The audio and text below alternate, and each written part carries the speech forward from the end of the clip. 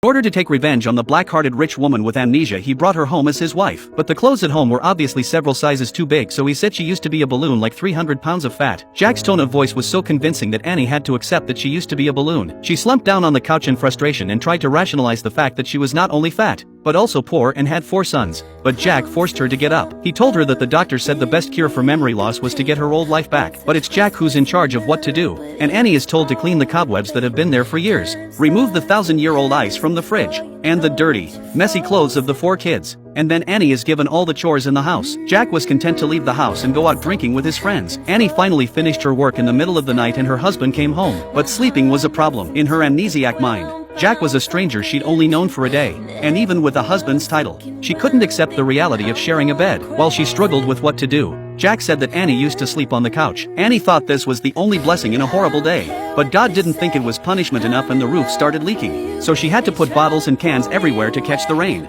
and even carry 2 ladles on her person to make it through the night. And then she had to get up early the next day. The next day she had to get up early to prepare breakfast for her husband at work and her children at school. It was a disaster for Anne. With 4 energetic little boys, endless pots and pans, and a never-ending to-do list, all of her time was taken up by these chores. After 2 days, the young lady who never did any housework could not stand it any longer and wondered once again if she had a real relationship with this family, because she had been here for 2 days and still could not remember a thing. So she searched the house and couldn't find a single picture of them together. Jack excuses himself by saying he lost a lot of things when he moved. He lies and kisses Annie while his best friend uses his crappy Photoshop skills to create some intimate photos of him and Annie. The hurriedly produced wedding photos and Jack's cunning tongue finally dispelled Annie's doubts, and she began to resign herself to accepting who she was now. After the initial chaos, there was still a lot to do, but she was getting better at it. With the knowledge she still had in her head, she taught the children new things, opened their eyes to nature, and expanded their imaginations, looking at her 4 growing boys, and felt a sense of pride and responsibility as a mother, and she felt a sense of belonging to the family. So when the boys were misunderstood and blamed by their teachers at school,